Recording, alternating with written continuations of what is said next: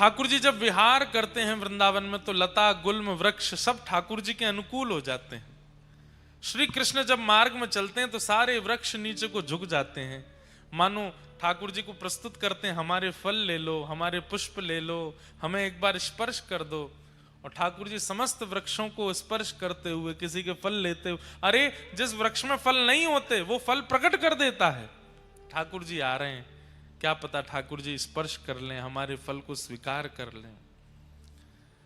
वृंदावन में यमुना जी का पावन तट है, जहां पर बैठ करके ठाकुर जी मधुर मधुर वंशी बजाते हैं, प्रेम से सब गोपियों को गोप गोल ग्वालों को सुख देते हैं।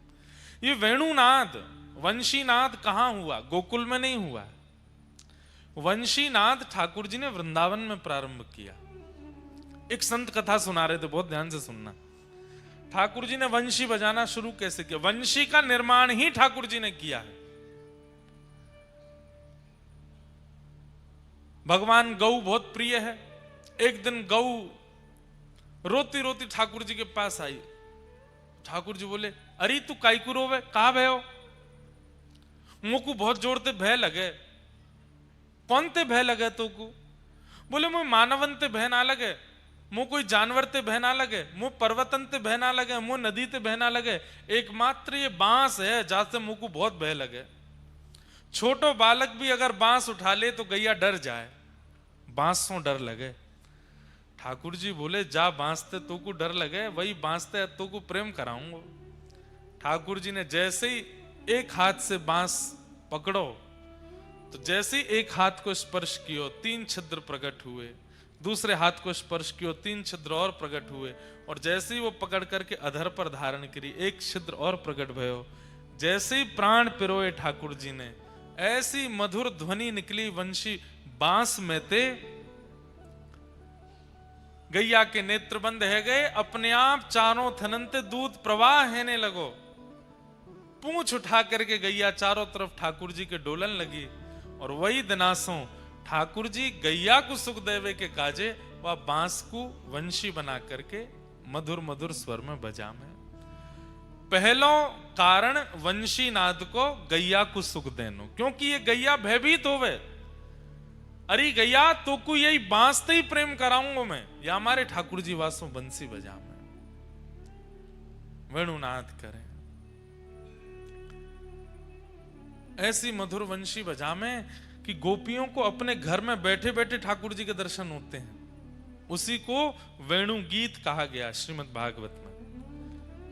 कभी अवसर मिले बंधुओं तो आप लोग YouTube पर जयपुर की अकिंचन कथा सुनिए। पहले हम अकिंचन कथा करते थे, लेकिन अब बहुत जल्दी फिर से करेंगे। अकिंचन कथा में पंडाल नहीं होता, अकिंचन कथा में माइक नहीं होता। आप लोगों की कथा शाम 8 बजे से रात्रि 11 बजे तक होती है। अकिंचन कथा सुबह 3:45 बजे से 7 बजे तक होती है। सुबह सुबह भोर में होती है, नदी के तट पर होगी, पहाड़ पर होगी, ऐसे प्राकृतिक स्थान पर होती है। पर आजकल इतनी भीड़ हो जाती है, इसलिए अकिंचन कथा अभी विश्राम में है। लेकिन बहुत जल्दी हम गिरनार में अकिंचन कथा करने वाले हैं।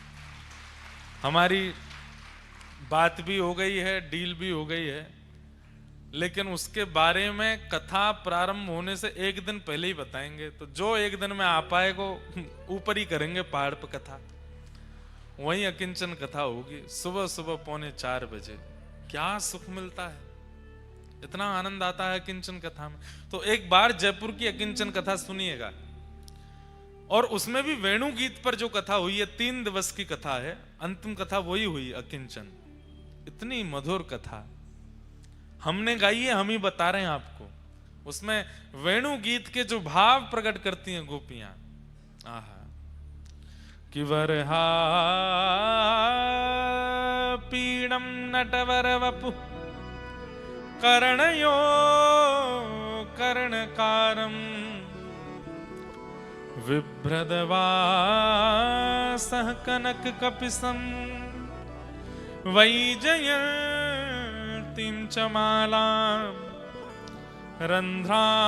रन्ध्रान् वेणो अधर सुधया पूरयन् गोप वृंदैः वृंदारण्यं स्वपदरमणं प्राविशद्गीतकीर्तिः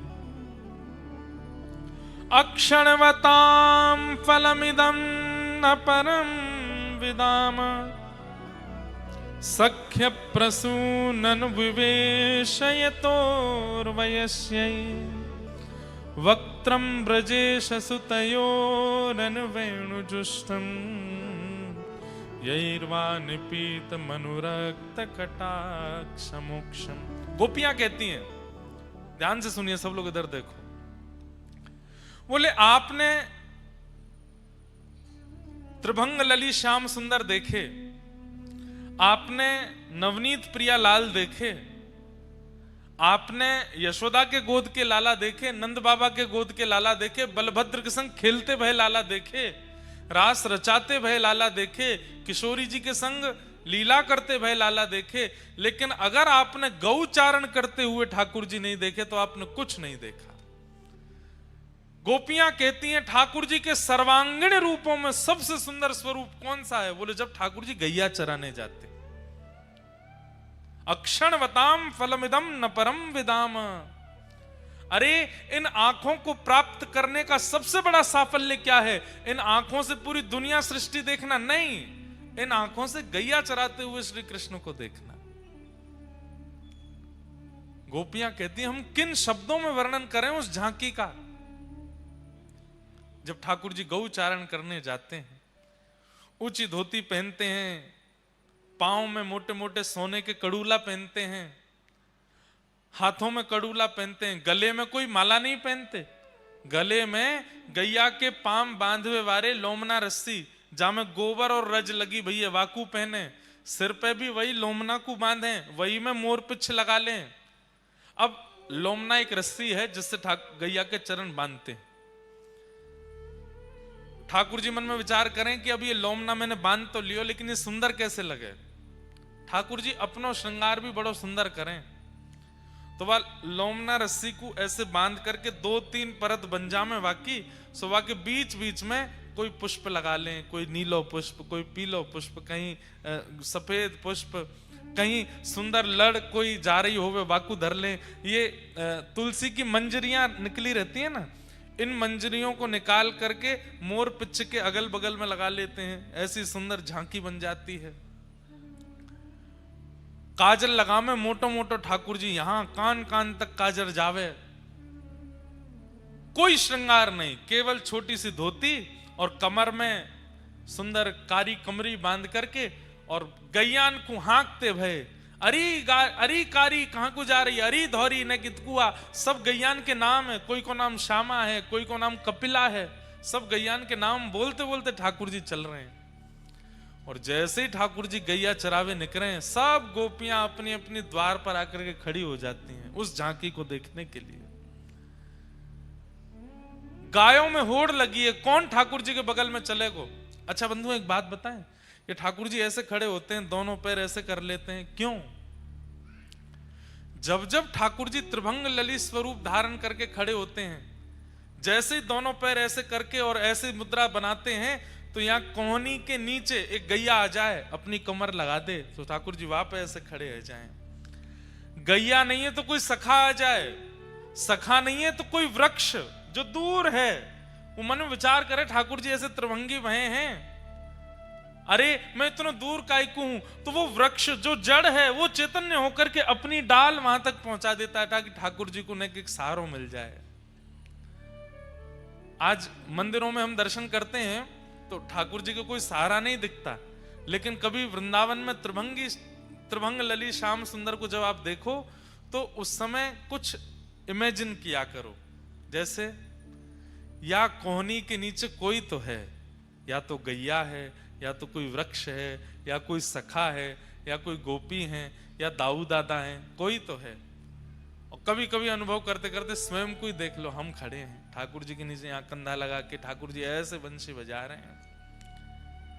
गैयान में होड़ लगी है, कौन खड़ो होगा ठाकुर जी की कोहनी के नीचे, और वह होड़ के चक्कर में गैयान के खुरन से उड़वे वाली धूर ठाकुर जी के प्रश्वेत पसीना से जाकर के चिपक रही है। अपने आप ही सुंदर सुंदर आकृति बन रही हैं। यहाँ बीच में तिलक है और तिलक के बगल में ठाकुर जी की मधुर मधुर आकृति, गालन पे, माथे पे, किनारे पे, सुंदर केश की अलकावलियों पर भी गौ रज लगी वही है।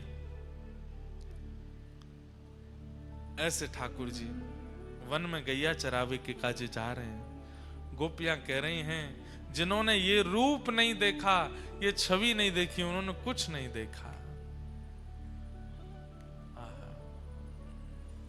अक्षणवतां फलमिदं न परम विदाम सख्य प्रसूननु विवेशयतोर्वयस्यै वक्त्रं ब्रजे ससुतयो रणवेणुजुष्टं यैर्वा निपीतमनुरक्तकटाक्षमोक्षम् गोप्यः किमाचरदयं कुशलं स्म वेणु दामोदरो दामोदराधर सुधामपि गोपिकानां भुङ्क्ते स्वयं यद विशिष्ट रसं हृदिन्यो हस्यत्व्यचोश्रुमुमुचोस्तरवो यथार्या। बांस की बंसी जब ठाकुर जी बजाते हैं तो वो रस, वो स्वर जैसे ही गोपियां सुनती हैं, गोपियों के नेत्र बंद हो जाते हैं और घर में बैठी हुई गोपियों को ठाकुर जी कोसों दूर गैया कैसे चला रहे हैं उसका अनुभव होने लग जाता है। जैसे अब थोड़ा समझिएगा इस भाव को। ठाकुर जी ने किलोमीटरों दूर जाकर के वंशी बजाई, अब वो वेणु की ध्वनि सब गोपियों को सुनाई दी, सब गोपियों के नेत्र बंद होते हैं, पर जिस गोपी के चित्त में उस दिन बहुत प्रगाढ़ प्रेम होता है, उसको ठाकुर जी वन में क्या कर रहे हैं वो दिखने लगता है और वो गोपी बोलने लगती है। तो बाकी की गोपियां अपने अपने घर से निकल के उस गोपी के पास आ जाती हैं और बैठ करके कहती हैं, अरे बता तो श्याम सुंदर कहा कर रहे हैं। तब वो गोपी बताती है, अरे श्याम सुंदर तो अब गिरिराज जी पर चढ़े हैं, गिरिराज जी पर एक शिला पर बैठे हैं, अब यमुना जी में अपने पांव डार करके बैठे हैं। और कहा है रो, बोले ठाकुर जी की वेणुनाथ सुन करके गैया के बछड़ा बछिया जो दूध पी रहे हैं उनको मुख थन में लगो रह गए हो, दूध मुख में है, भीतर निगल नहीं रहे हैं। वन के हिरण वो सब घास चर रहे हैं, लेकिन ठाकुर जी की वंशी की ध्वनि जाते ही मुख में घास लगी रह गई है, चबाना भूल गए, सब कान उठा करके केवल वंशी सुन रहे हैं। यमुना जी की धारा स्तब्ध हो गई है, यमुना जी आगे को बह नहीं रही हैं। क्यों? ठाकुर जी वहीं तट पर खड़े होकर के वंशी बजा रहे हैं, उनके रूप माधुरी का दर्शन कर रही हैं। पवन वायु जब बह रही है तो जितने वृक्षों का स्पर्श करके वायु आती है, उस वृक्ष दूर खड़े खड़े वृक्षों के पुष्प प्रार्थना करते हैं, हे पवन देव आप इतनी तीव्रता से बहो ना कि हम टूट करके आपका माध्यम ले लें और आपकी छाया में, आपकी तरंग में बहते हुए श्री कृष्ण के चरणों में जाकर के अर्पित हो जाएं। ये इतनी मधुर वंशी बजा रहे हैं। अरे देखो तो सही, कहा भयो? बोले कहा भयो? बोले वन में खूब तेज धूप है, सूर्य महाराज दर्शन कर रहे हैं ठाकुर जी को, लेकिन तभी आकाश में एक छत्र की भांति एक बादल घूमता भय आयो और जहां जहां श्री कृष्ण जा रहे हैं वहां वहां वो छत्र की तरह बादल ऊपर घूम रहे हैं, कहीं ठाकुर जी पर सीधो प्रकाश नहीं पड़े। ये सब दर्शन किसको हो रहे हैं? गोपियों को हो रहे हैं अपने घर में बैठ करके, और श्री शुकाचार्य जी उसका वर्णन कर रहे हैं।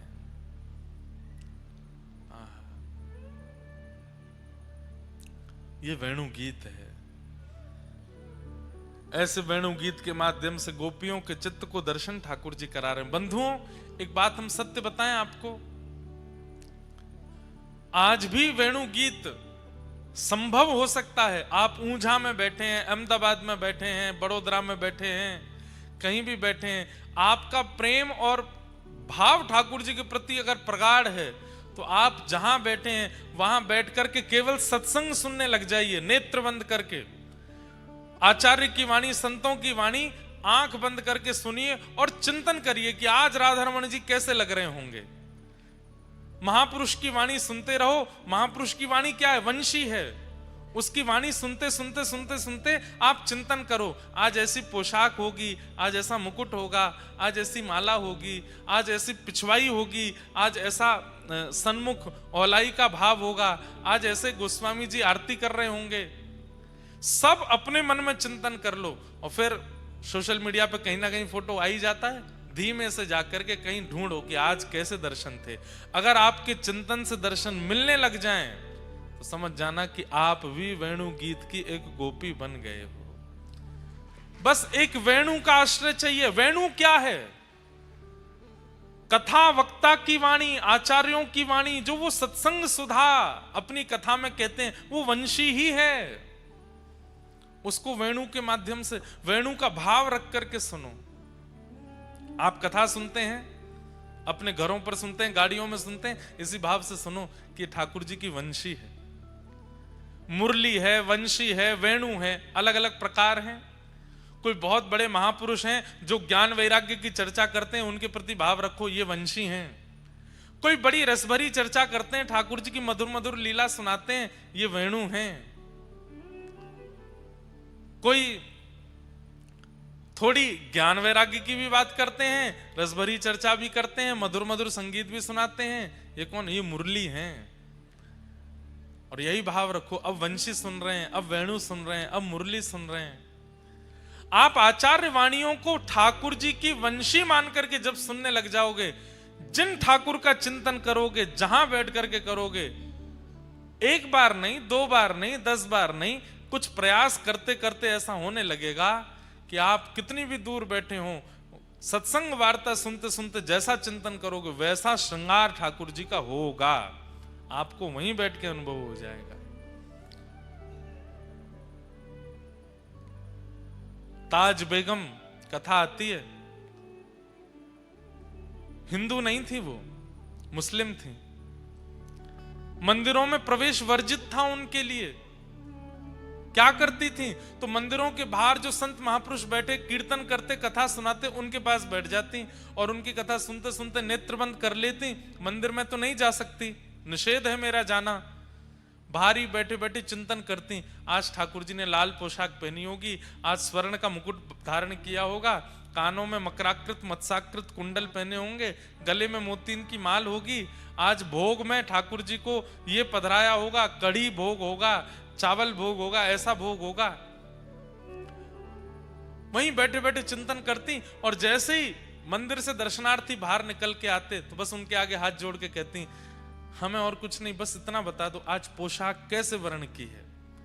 और जैसे ही वो आके कहता, आज तो ठाकुर जी ने लाल वर्ण की पोशाक पहनी, बस वहीं ताज बेगम नृत्य करने लगती कि मैं भले भीतर नहीं जा पाती, पर ठाकुर मुझे बाहर आके दर्शन कराए थे। आचार्य वाणी क्या है? सत्संग सुधा क्या है? कथा वार्ता क्या है? ये ठाकुर जी की वंशी ही है। इसको वेणु मान करके सुनो, और वेणु में भी ऐसी भावना रखो। बंधुओं, एक बार के प्रयास से वो वेणु जैसा अनुभव नहीं कराएगी, समय देना पड़ेगा, साल भर भी लग सकता है, पर भावना आपको धारण करनी पड़ेगी कि ये वक्ता की वाणी वेणु है, यही ठाकुर जी की वंशी है। सुनते सुनते सुनते सुनते एक दिन ऐसा आएगा, आपको शब्दों में स्वर का अनुभव होने लगेगा, और शब्दों में ही ठाकुर जी का दर्शन होने लगेगा, अनुभूति होने लगेगी, और उसी अनुभूति से एक दिन साक्षात्कार हो जाएगा ठाकुर जी के उस मधुर स्वरूप का।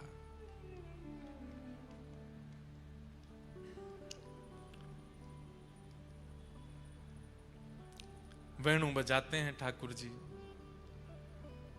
वंशी का नाद सुनकर के सब गोपियां आनंदित हो जाती हैं। भगवान ने कृपा की, सब गोपियों को अनुभव कराया, और चीर हरण के माध्यम से एक लीला करके ठाकुर जी ने सबको शरद पूर्णिमा पर रास के लिए आमंत्रित किया। इसी बीच ब्रजवासियों के द्वारा इंद्र पूजा होती है, और ठाकुर जी सब ब्रजवासियों से निवेदन करते हैं कि तुम सब इंद्र छोड़ सांचे देव की पूजा करो। कौन सांचे देव हैं? बोले गोवर्धन नाथ। और सब ब्रजवासियों को लेकर के ठाकुर जी श्री गिरिराज जी गए, वहां जाकर के 56 भोग पधराए, गिरिराज जी की परिक्रमा करी और परिक्रमा करके श्री गिरिराज जी को वंदन किया। जब इंद्र को पता चला कि मेरी पूजा बंद हो गई, तो खूब मूसलाधार बारिश करी। ब्रजवासी दौड़ने लगे, त्राही माम करके, बचाओ बचाओ बचाओ, इंद्र हमें मार देगो।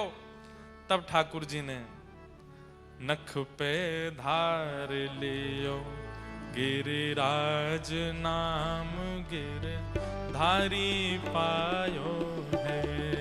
नख पे धार लियो गिरिराज नाम, गिरधारी। 7 बरस के ठाकुर जी 7 कोस लंबे चौड़े गिरिराज पर्वत को अपनी बाम हस्त की कन्नी उंगली के नख पर धारण कर लेते हैं। बोल गोवर्धन नाथ की, श्री गिरिराज धरण की।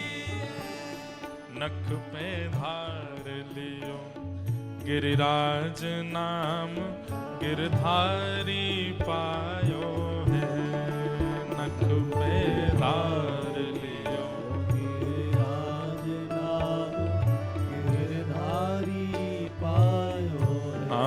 नख पे धार लियो गिरिराज नाम, गिरधारी पायो है। नख पे धार लियो गिरिराज नाम, गिरधारी पायो। गिरधारी पायो है नाम, गिरधारी पायो है। धारी पायो है नाम, गिरधारी पायो है। ओ नख पे धार लियो गिरिराज नाम, गिरधारी पायो है। नख पे धार लियो। करताल बजा के गाओ। और कहा कियो ठाकुर जी ने, सुरपति पूजा मेट, कृष्ण गिरिराज पूजायो है। सुरपति पूजा मेट, कृष्ण गिरिराज पूजायो है। 1.25 लाख मण सामग्री को भोग लगायो है। ओ 1.25 लाख मन सामग्री को भोग लगायो है। 1.25 लाख मन सामग्री को भोग लगायो है।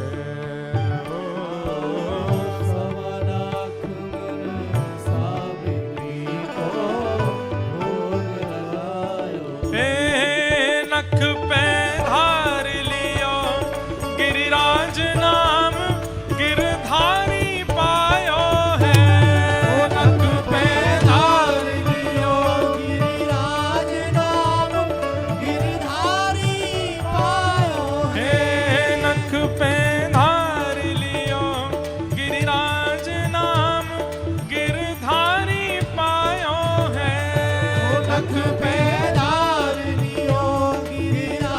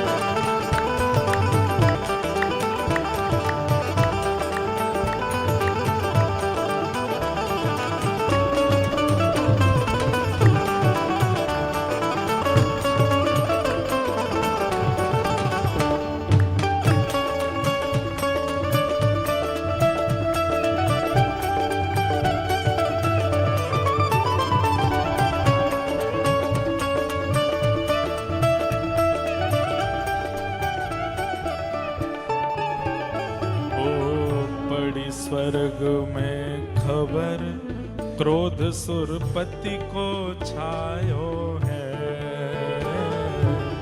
पड़ी स्वर्ग में खबर क्रोध सुरपति को आयो है। हाँ, मूसलधार अपार बहुत पानी बरसायो है।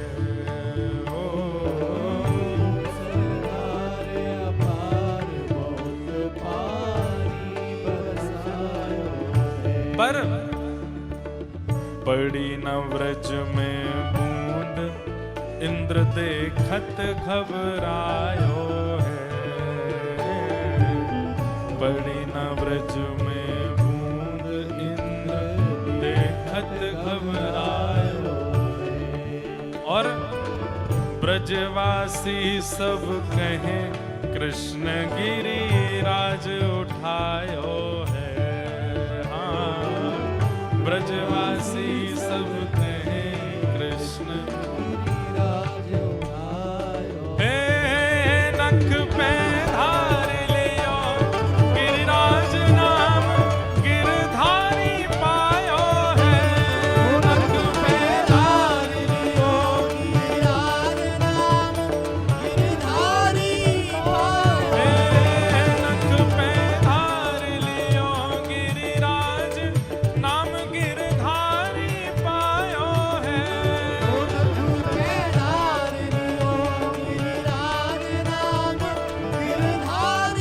ओ गिरिराज धरण प्रभु तुम्हारी शरण। रखो लाज हमारी गोवर्धन। हे प्रभु तुम्हारी शरण, प्रभु तुम्हारी शरण। प्रभु तुम्हारी शरण, प्रभु तुम्हारी शरण। हे नख पे धार लियो गिरिराज नाम गिरधारी पायो है।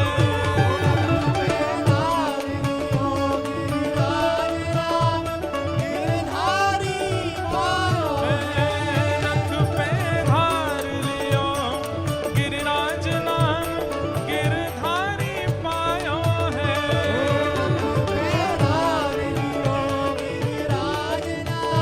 प्यारे गिरधर लाल की।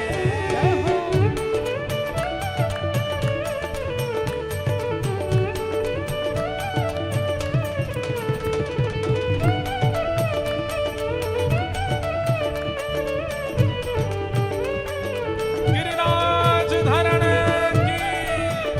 श्याम सुंदर श्री यमुने महारानी पूछ री के लौटा की। यारे क्या बात है बंसी वाले, शाबाश।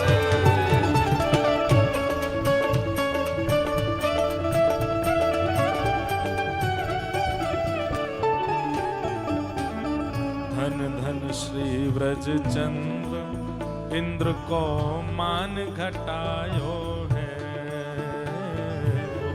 धन धन श्री व्रज चंद्र इंद्र को मान घटायो है। धन धन श्री व्रज चंद्र इंद्र को मान घटायो है। धन धन श्री व्रज चंद्र इंद्र को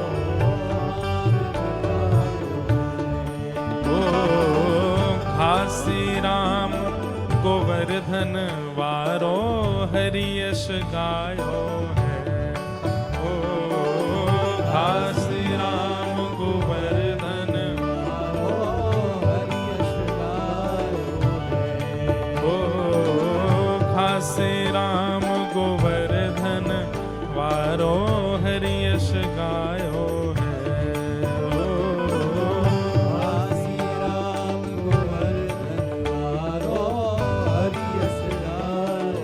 है। नख पे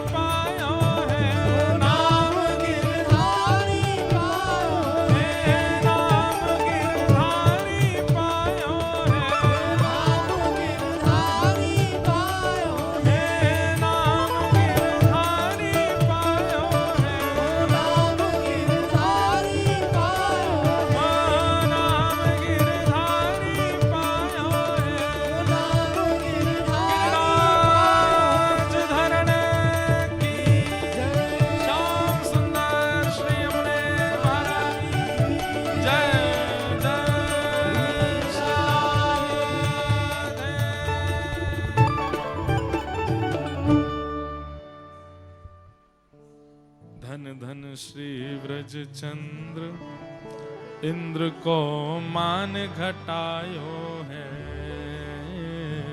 धन धन श्री ब्रज चंद्र इंद्र को मान घटायो है।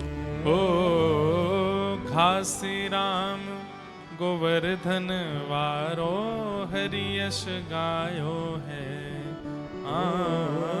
घासी राम गोवर्धन वारो हरि यश गायो है। नख पे धार लियो गिरिराज नाम गिरधारी पायो है।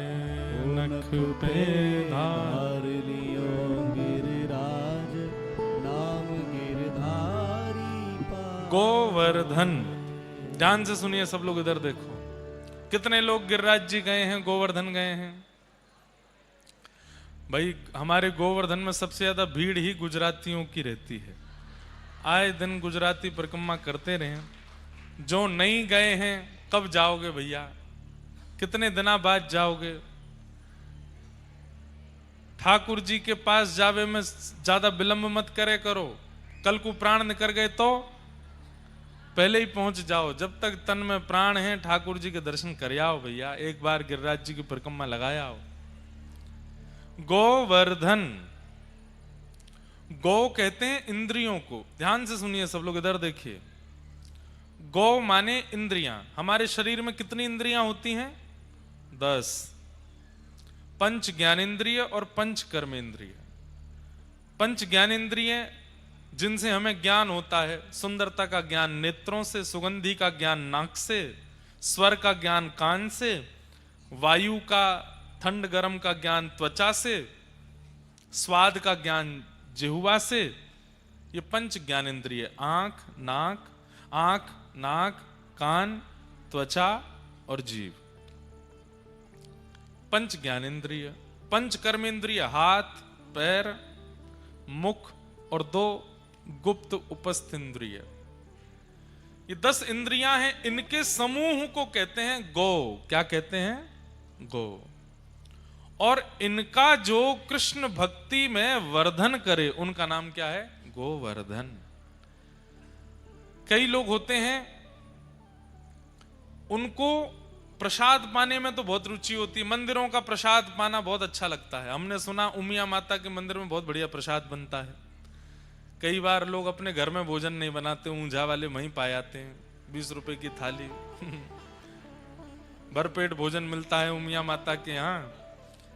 भले ही दर्शन नहीं किए उमिया मैया के, लेकिन रसोई घर में जाके प्रसाद पा लेते हैं। कई लोगों की जीव में तो भक्ति है, क्या प्रसाद चाहिए मंदिर का। मंदिर का प्रसाद बहुत अच्छा होता है। नाथ द्वार में प्रसाद पाओ। हमारे द्वारिकापुरी में प्रसाद पाया कभी?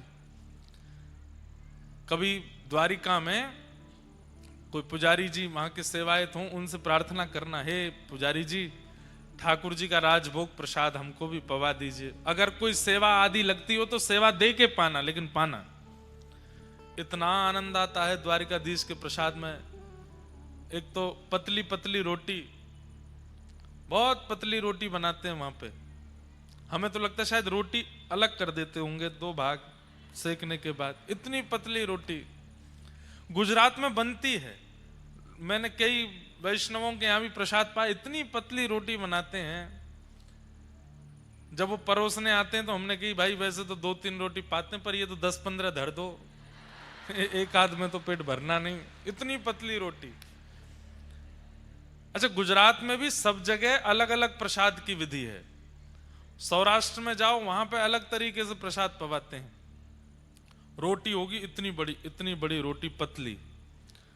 सब्जी कटोरी में नहीं देते, ऐसे देते हैं चटनी की तरह, नेक नेक थोड़ी थोड़ी चटनी दे देंगे। ऐसे वहां होता है। ये मैंने अनुभव किया कईयों के घर पे भी। तो पाइए कभी।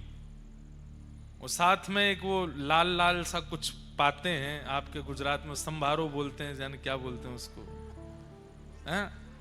संभारो हैं। अब यहाँ उत्तर गुजरात में अलग है, वहां अलग है। एक तो भोजन ही इतने हैं, पर बड़ा सुख मिलता है। मीठी दाल, मीठी कढ़ी, मीठी सब्जी, उत्तर भारतीयों को पता ही नहीं चलता कि सब्जी कौन सी थी, सब में चीनी है। थोड़ी चीनी तो डालते हैं। जब गुजरात में गुजराती प्रसाद रोज पाते हैं ना, तो 2-4 दिन बाद तो कहना पड़ता है अब चीनी नहीं डालना है। अब पता ही नहीं चल रहा है, रोज चीनी डलती, सब में चीनी। द्वारिकाधीश जी का प्रसाद पाओ, इतना मधुर प्रसाद, मतलब पा करके ऐसा अनुभव होता है कि ठाकुर जी ने पाया है, ठाकुर जी ने भोग लगाया है, ठाकुर जी का अधरामृत है, ऐसा अनुभव होता है। तो कई लोगों की जीव बड़ी भक्त होती है, मंदिरों के प्रसाद पवा दो उसको, वो बड़ा सुखी। जगन्नाथपुरी के महाप्रसाद पवा दो, द्वारिकाधीश जी का प्रसाद पाओ, श्रीनाथ जी का प्रसाद, वृंदावन में राधा रमण जी की कुलिया, और हमारे श्री राधा वल्लभ लाल जी की खिचड़ी, और बिहारी जी का पराठा, बिहारी जी पराठों पामे बहुत जोरदार, हमारे वृंदावन बिहारी लाल। और आपके दाऊ जी की आलू की सब्जी, दाऊ जी में ब्रज में काली मिर्च और आलू की सब्जी बनती, इतनी शानदार, बस पानी लेके बैठना खूब सारा, खूब मिर्च होती है लेकिन बहुत स्वाद लगता है। नंद भवन नंदगांव जाइए, नंदगांव में कभी वहां का प्रसाद पाइए, वहां के कढ़ी चावल, आहा क्या कहने महाराज, ऐसा लगे ठाकुर जी पाए हैं अपने आतन से, ऐसा स्वाद आवे उनमें, ऐसा स्वाद दुनिया में कोई और प्रकट कर नहीं सकता जो मंदिरों के प्रसाद का स्वाद होता है। तो कई लोगों की जीव तो भक्त होती है, मंदिर के प्रसाद पाने में बड़ी रुचि, पर दर्शन में रुचि नहीं है। वो दर्शन भी इसीलिए करते हैं कब कपाट बंद हो, कब प्रसाद मिले। कई लोगों की दर्शन में रुचि होती है पर प्रसाद में रुचि नहीं होती, मैंने एक आध देखे हैं ऐसे। अब हमारा तो नियम है कि कहीं तीर्थ में कथा होती है तो मैं रसोई का प्रसाद नहीं पाता, फिर मैं मंदिर का ही प्रसाद पाता हूं, चाहे थोड़ा मिले पाऊंगा मंदिर से ही। द्वारिका में कथा है तो कहीं नहीं पाएंगे, मंदिर में ही पाएंगे। जगन्नाथपुरी में कथा है तो महाप्रसाद ही पाएंगे। नाथद्वार में कथा थी, लाल जी का उत्सव था, मंदिर का ही भोग आएगा, श्रीनाथ जी का वही पाएंगे, नियम है। जहां व्यवस्था नहीं है वहां फिर ठाकुर जी को निवेदित करते हैं, नहीं तो मंदिर का ही प्रसाद पाते हैं। तो कई लोग साथ में रहते हैं, उनमें कई लोगों को अरे या में नमक ना डालो, या में नींबू ना डालो, या में मिर्च कम रह गई है, एक अलग से मिर्च दो। ठाकुर जी के प्रसाद का एक नियम है, ऊपर से कुछ नहीं डालना है, जैसा ठाकुर जी ने आरोगा है वैसा ही आपको पाना है। प्रसाद के प्रति, प्रसाद के प्रति आप अन्न की भावना रखते क्यों हो? वो दाल नहीं है, वो चावल नहीं है, वो रोटी नहीं है, सब्जी नहीं है, ठाकुर जी का अधरामृत है।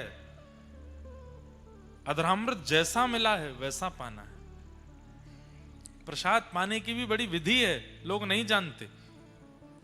अब महाप्रभु जगन्नाथ जी का प्रसाद पाते हैं, उसमें ऊपर से बहुत कुछ डाल लेंगे, नमक डालेंगे, नींबू निचोड़ेंगे, सब ठीक है। अब तो वहां के पंडा पुजारियों ने भी हमें सिखाया ऐसे मिर्च तोड़ के नमक डाल के फिर पाते हैं। पर ऊपर से अगर प्रसाद में कुछ डाला जाता है तो प्रसाद का 50% जो पुण्य है, जो भाव है और जो उसका ओज तेज है वो नष्ट हो जाता है। प्रसाद तो जैसा मंदिर से आए पा लीजिए। तो कई लोगों की जीव बड़ी भक्त होती है, नेत्र भक्त नहीं होते, पर कई लोगों के नेत्र भक्त होते हैं, जीव भक्त नहीं होती। मंदिर के प्रसाद नहीं बढ़िया लगा, हम तो होटल में खा लेंगे, मंदिर का नहीं भाता हमको, कम नमक डालते हैं, कम मिर्च डालते हैं। कई लोगों की जीव भी भक्त नहीं होती, नेत्र भी भक्त नहीं होते, पर उनके पैर भक्त होते हैं। कैसे भक्त? ना उनको दर्शन में रुचि है, ना उनको प्रसाद में रुचि है, पर हाँ कहीं कीर्तन चल रहा हो, ठाकुर जी का मधुर भजन चल रहा हो तो नाचने में बड़ी रुचि है उनकी, नाचते हैं। भजन कीर्तन में उछल उछल के नाचेंगे, खूब नृत्य करेंगे। लेकिन जैसे कथा शुरू होती है, कीर्तन विश्राम होती, कथा शुरू होती, नीचे मुंह करके बैठ जाते हैं। अब कब दूसरा गाएंगे भजन, कब दूसरा भजन है, कथा में हमारे मन नहीं लग रहा है, भजन गाओ, कीर्तन सुनाओ, नाचना है हमको। अब तो नहीं होता, पहले जब कथा करते थे लोग बाग इतना जानते नहीं थे तो लोग बाग नीचे से फरमाइश भेजते थे, ये वाला भजन सुना दीजिए, ये वाला। मैंने कि तो भजन संध्या करने आए, कथा करने आए, हम मन में जो आएगा वो सुनाएंगे। तो कई लोगों के पैर भक्त होते हैं पर ना नेत्र भक्त हैं, ना जीव भक्त है, ना कान भक्त हैं। कई लोगों के हाथ भक्त होते हैं, ना दर्शन में रुचि, ना नृत्य में रुचि, ना प्रसाद में रुचि, पर उनसे सेवा कितनी भी करा लो। मंदिर की खूब सेवा करेंगे, ठाकुर जी का मंदिर सजाना, ठाकुर जी के मंदिर में सेज सजाना, ठाकुर जी का मंदिर बढ़िया हो, साफ सफाई करवा लो, सब बढ़िया, लेकिन बाकी और रुचि नहीं। ऐसा अगर कुछ है, आज ही पूछिए, आपकी कौन सी इंद्रिय ऐसी है 10 में से जो ठाकुर जी की सेवा में रत नहीं है? उस इंद्रिय का स्मरण करके श्री गिरिराज जी की परिक्रमा लगाओ। आप गिरिराज जी की परिक्रमा पूर्ण होते ही वह इंद्रिय आपकी ठाकुर जी की सेवा में रत हो जाएगी।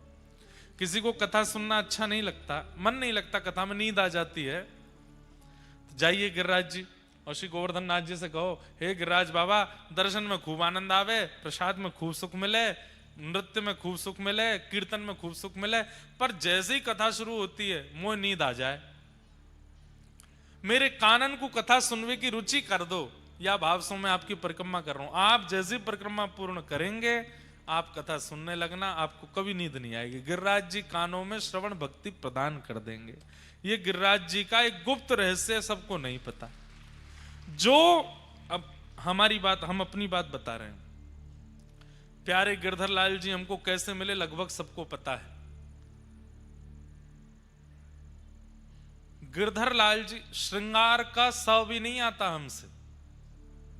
जब लाल जी आए थे तब कैसे पाग धरानी है, कैसे वेत्र धरानी, कैसे वंशी धरानी है, कैसे माला धरानी, कैसे पोशाक पहनानी, और उसमें भी बड़ा स्वरूप हो तो कुछ प्रयास किया भी जा सकता। हमारे लाल जी इतने से हैं, उंगलियों से श्रृंगार होता है उनका, हाथ से भी नहीं होता, उंगलियों से होता है। अंगूठे का प्रयोग बहुत कम होता है, उंगलियों से ही यहां से ये डालना है, ऐसे छोटे से हैं। कैसे करें श्रृंगार?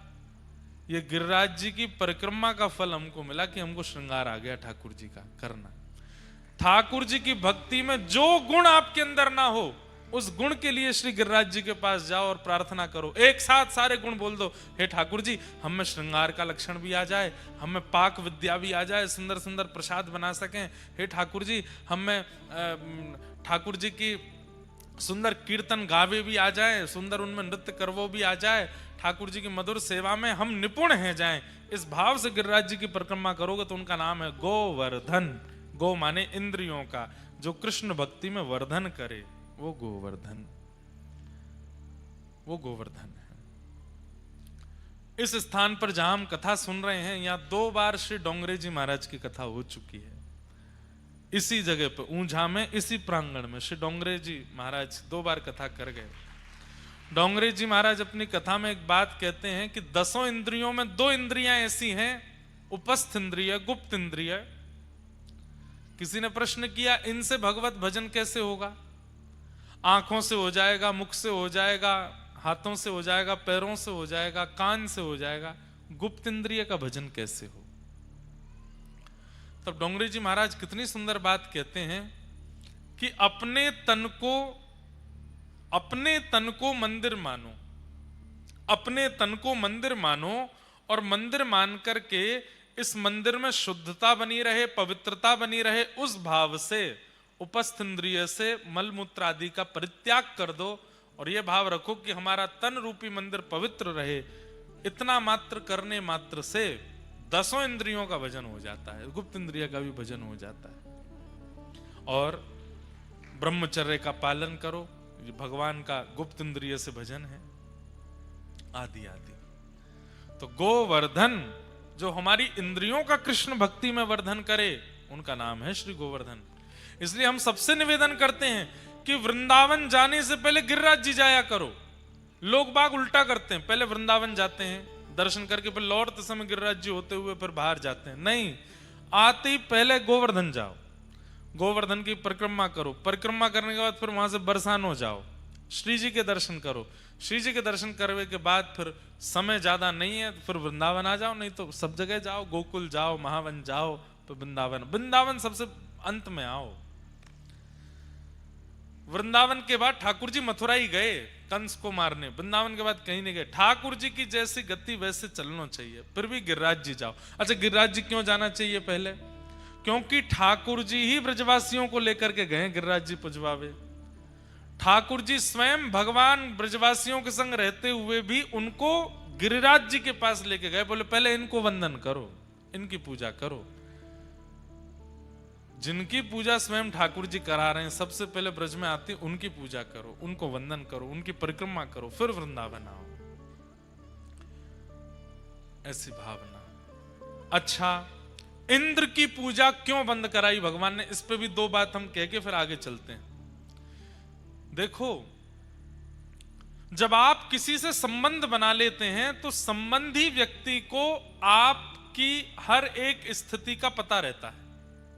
आपने किसी को अपना मित्र बनाया, अब मित्र बनने के बाद आप क्या अच्छा करते हैं, क्या गलत करते हैं, क्या बुरा करते हैं, मित्र को सब पता है।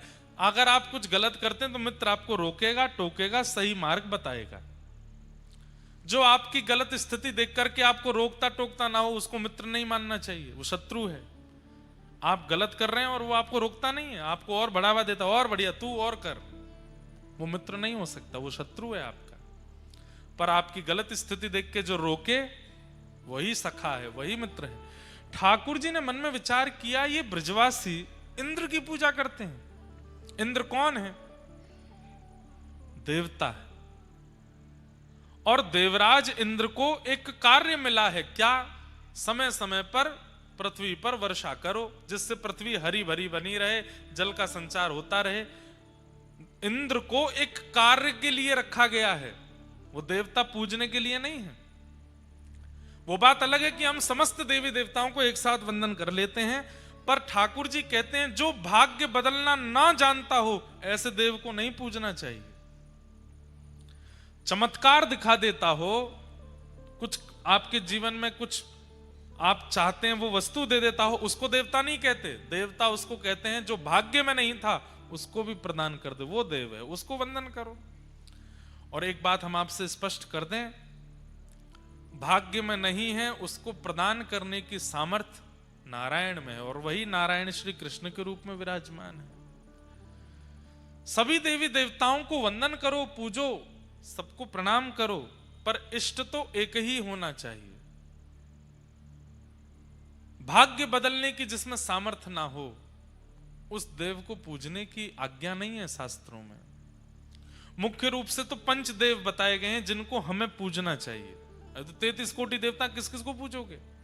पंच देवों में पहले देव का नाम है सूर्य, दूसरे देव हैं शिव, तीसरे देव हैं गणपति, चौथी देवी हैं जो सब जगह विराजमान है, और पांचवे नारायण। इन पंच को प्रणाम की आज्ञा है। इन पांचों के ही जो अलग अलग रूप हैं उनको प्रणाम करना चाहिए, उनको वंदन करना चाहिए, उन्हीं को इष्ट मानना चाहिए। ये पंच हैं सर्वोपरि, सूर्य, शिव, गणपति, देवी और नारायण। इन पंचों को प्रणाम करने की आज्ञा है। अब इनके अलावा कोई अगर अन्य देवी देवताओं को स्पेसिफिक रूप से प्रणाम करता है तो वो समय लगा रहा है, उसमें कोई विशेष उसको भाव मिलने वाला नहीं। अब सूर्य को प्रणाम कीजिए, शिव को प्रणाम। अब शिव के जितने रूप हैं, शिव के अनेक रूप हैं, उनमें से 11 रुद्र भी हैं, एक हनुमान जी भी हैं, उनको भी प्रणाम करने का अधिकार है। गणपति हैं, गणपति के भी कई रूप हैं, उनको प्रणाम करने की आज्ञा है। देवी के अनेक रूप हैं, श्री उमिया माता साक्षात पार्वती जी के रूप में विराजमान है, इनको प्रणाम करने की आज्ञा है। नारायण, नारायण के कितने रूप हैं? नारायण ही श्री कृष्ण है, नारायण ही श्री राम है। नारायण के जितने रूप हैं सबको प्रणाम करने की आज्ञा है, सबको वंदन करने की आज्ञा है। इन पंच के अलावा अगर आप किसी देवी देवता को पूजते हैं उसमें दोष नहीं है, पर लाभ भी नहीं है। आपका भला, आपका मंगल इन पंचदेव के प्रणाम में है। इनको प्रणाम करो, इनको वंदन करो, इनकी पूजा करो। अब इसमें आता है ग्राम देव, इष्ट देव, कुल देव, वो अलग वस्तु हो जाती है। वो ठीक है, आपकी परंपरा उनको पूजती आई, आप उनको वंदन कर सकते हो, पर हृदय में स्थान इन पंच को ही देना चाहिए। इसलिए भगवान ने ब्रजवासियों से इंद्र की पूजा बंद करा करके, अब यूं कहें कि मेरी पूजा करो तो ब्रजवासी पूजेंगे नहीं, तब ठाकुर जी ने अपने ही सब्स्टिट्यूट के रूप में गिरिराज जी की पूजा करवाई। इनकी पूजा करो, इनको वंदन करो, और गिरिराज पूजन किया। अब कथा तो हम बहुत बार गिरिराज जी की खूब विस्तार से कह चुके हैं, पर प्रणाम करते हैं। आगे बंधुओं भगवान ने रास विहार किया और रास के प्रसंग में हम लोग प्रवेश करते हैं। भगवान पिता रात्रि शरदोत्फुल्ल मल्लिका विक्षरन्तुम मनश्चक्रे योग मायामुपाश्रित। जीवात्मा और परमात्मा के मिलन को रास कहते हैं, और उसमें भी एक विशेष प्रकार है। जीवात्मा भगवान से मिलने का प्रयास करे वो रास नहीं, परमात्मा जीवात्मा से मिलने का प्रयास करे वो रास है। ध्यान से सुनिएगा, जीवात्मा परमात्मा से मिलने का प्रयास करे वो रस है, वो रास नहीं है। पर उस जीवात्मा की भक्ति से, उसके प्रेम से ठाकुर जी आनंदित होकर के ठाकुर जी उससे मिलने का मन बनावे, वो रास है, उसे रास कहते हैं। नरसिंह मेहता का रस नहीं है, रास है। जीवन, पूरा जीवन ही रास है। सबको कथा पता होगी, केदार राग गाते थे नरसिंह मेहता, और उनका राग इतना प्रसिद्ध था कि उसको सुनने के लिए हजारों की भीड़ इकट्ठी होती थी। और उसमें एक आश्चर्य की बात यह होती कि जब वे सारे राग गाते तब तो कुछ नहीं होता, लेकिन जैसे ही वो राग केदार गाते, ठाकुर जी की माला अपने आप धीमे से गले से उतर करके नीचे गिर पड़ती और पुजारी जी ला करके नरसिंह मेहता को पहना देते। लोग बाग देख करके आश्चर्यचकित हो जाते। गुजरात के सब वैष्णव कहते सारू छे, सारू छे, आनंद आवी गयो, ऐसे बोलेंगे। आनंद आवी गयो ऐसे बोलते हैं ना, आनंद आ गया है, मजा आवी गयो। अब इससे ज्यादा मत बुलवाओ, मैं कहां के शब्द कहां बोल दूं कुछ पता नहीं। तो सब लोग बड़े आनंदित होते। नरसिंह मेहता जी को लगता कि अगर मेरे राग केदार गाने से ठाकुर जी की माला गिरती है और ये चमत्कार देख करके इतने वैष्णव भक्त हो रहे हैं, तो मैं रोज गाऊंगा। और रोज आते राग यमन गाते, राग भैरव गाते, राग भैरवी गाते, तब तक कुछ नहीं होता। लेकिन जैसे ही राग केदार शुरू करते, ठाकुर जी की माला धीमे धीमे धीमे धीमे उतरती और नीचे टूट के गिर जाती, तुरंत ठाकुर जी पहना देते।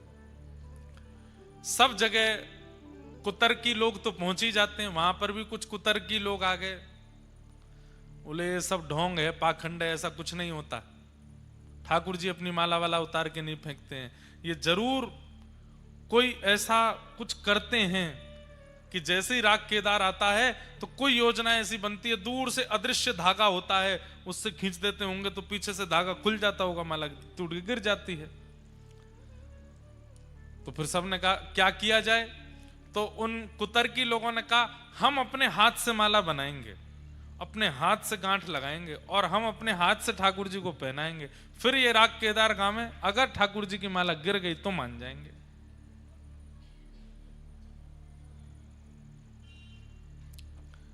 ठीक है। अब नरसिंह मेहता बेचारे इतने संपन्न तो नहीं थे, कहीं से किसी सेठ से कर्जा ले रखा था उन्होंने। सेठ जी भी उसी दिन अपना कर्जा मांगने आ गए, बोले कि मेरा कर्जा लौटाओ। नरसिंह मेहता बोले अभी व्यवस्था नहीं है, मैं जल्दी आपका जो कर्ज है वो लौटा दूंगा, ब्याज सहित लौटा दूंगा। बोले तुम तो रोज कल कल कर रहे हो, हमारा पैसा लौटा नहीं रहे हो, एक काम करो। बोले क्या? कुछ गिरवी रखो हमारे पास। क्या गिरवी रखूं, मेरे पास गिरवी रखने को भी कुछ नहीं है। तो सेठ जी का जो मुनीम था वो बोला ये एक राग गाते हैं केदार, जिसकी वजह से पूरे नगर में इनका प्रचार और नाम है, वो राग ही केदार, इनसे गिरवी रखवा लो। जब तक ये पैसा वापस नहीं लौटाएंगे राग केदार नहीं गा सकते, हमारे पास गिरवी रखा है राग। नरसिंह मेहता बोले अब आप ले लो। बोले लिख के दो, राग केदार गिरवी कर दो हमको। कर दिया गिरवी। और यहां पे वो अगले दिन ही वो योजना हो गई कि वो कुतर्की लोग माला बना के लाएंगे, और आज अगर माला गिरी तो मान जाएंगे कि इन ठाकुर जी सांचे भक्त हैं, नरसिंह मेहता। अगले दिन नरसिंह मेहता पहुंचे, असंख्य भीड़ इकट्ठी हुई है आज देखने के लिए। आज दूध का पानी का पानी हो जाएगा कि नरसिंह मेहता के गायने से, राग केदार गाने से माला गिरती है कि नहीं। और नरसिंह मेहता बोले आज तो राग केदार गा ही नहीं सकता मैं, क्यों, गिरवी रख के आया हूं। और वो सेठ जी का मुनीम खड़ा था वहीं पे, टेढ़ी नजर से बोले गा मत देना, गिरवी रखा है। बड़ी संकट में पड़ गए, बोले क्या करूं नाथ। नरसिंह मेहता अनेक अनेक राग गाते रहे, खूब देर तक कुछ ना कुछ गाते रहे।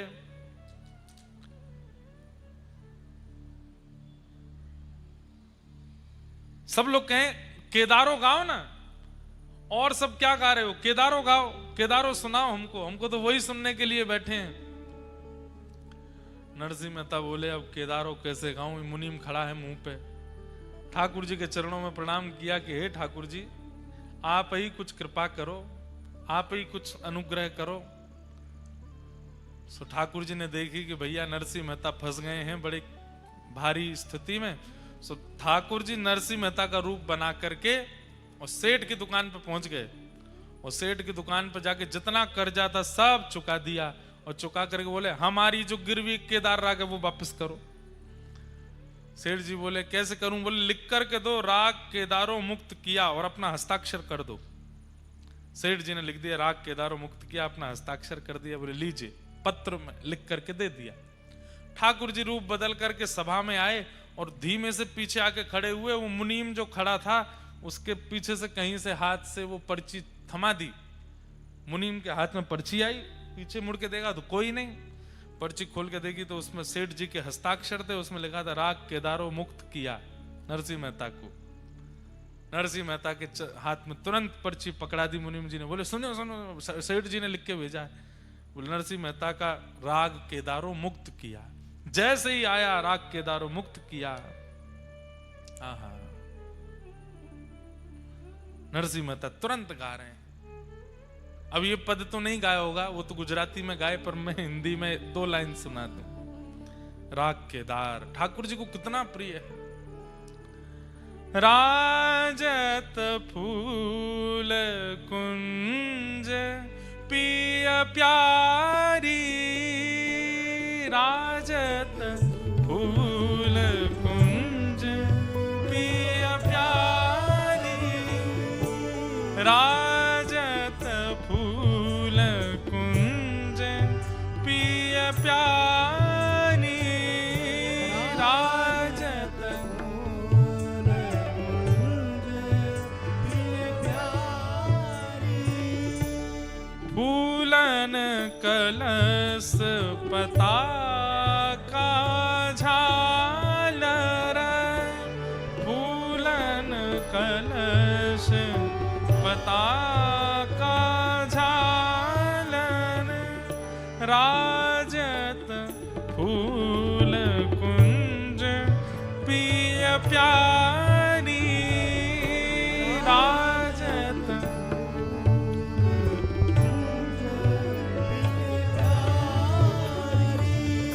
फूलन सो निरतत अली गावत, फूलन सो निरतत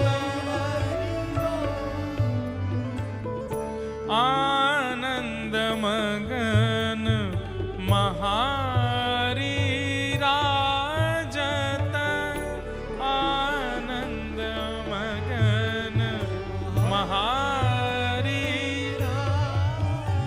हे राजत फूल कुंज पिय प्यारी, राजत फूल कुंज पिय प्यारी। जैसे ही नरसिंह मेहता ने राग केदारो गायो, ये केदार राग है, जैसे ही केदार राग गाया सब देख रहे हैं ठाकुर जी की ओर।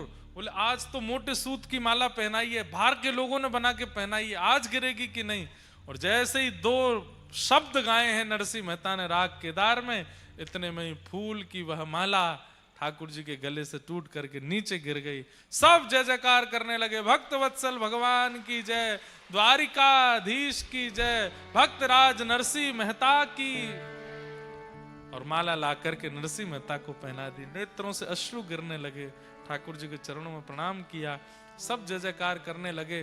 पर नरसिंह मेहता को चिंता, मुनीम के पास गए, बोले सुन पैसा तो लौटाया नहीं, राग मुक्त कैसे हुआ? बोले हमें क्या पता, पता नहीं कोई पर्ची दे गया हाथ में। नरसिंह मेहता दौड़ करके गए और मुनीम जी से, वो सेठ जी के पास जाके, आपकी बड़ी कृपा, आज आपने हमारी लाज बचा ली, मैं जल्दी पैसा लौटा दूंगा। सेठ जी बोले पैसा तो आ गया। आ गया?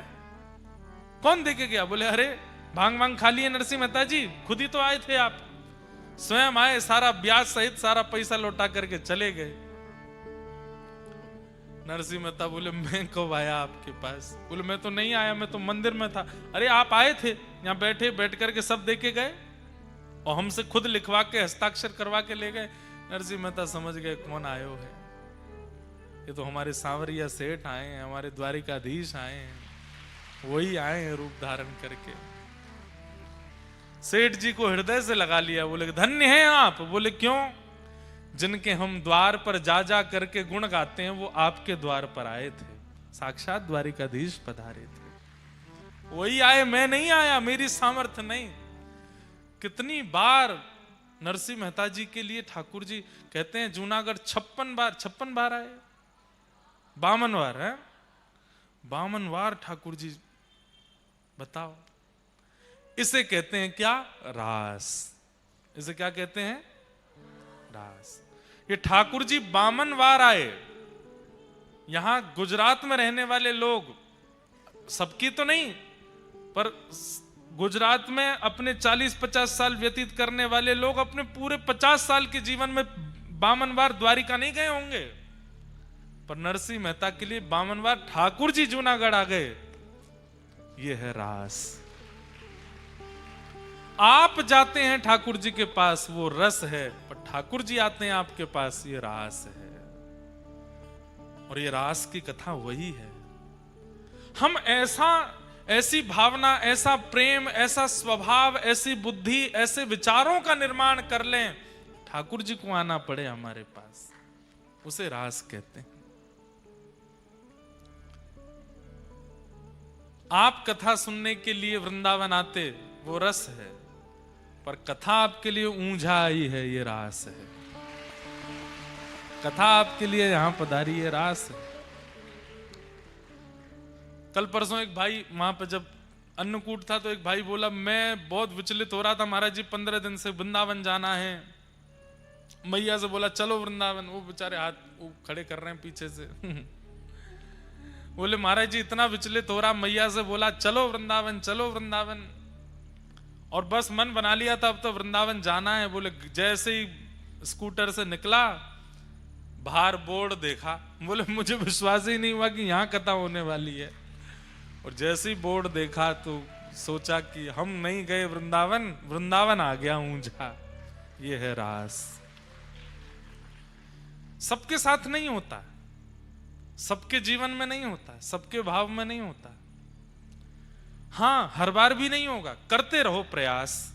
आप रस करते रहो, तो ऐसा मान लीजिए कि 100 रस आप करो तो उसके बदले 1 रास ठाकुर जी आपके साथ करेंगे। परंतु अपनी स्थिति ऐसी बना लो जैसी मीराबाई की हो गई। मीराबाई के संग रस नहीं होता, फिर रास ही होने लगा। नरसिंह मेहता के संग रास होता है, सूरदास जी के साथ रास होता है, कुम्मन दास के साथ रास होता है, कृष्णदास के साथ रास होता है, श्रीमद वल्लभाचार्य जी के साथ रास होता है, गुसाई जी के साथ रास होता है। हमारे साथ रस होता है, रास नहीं।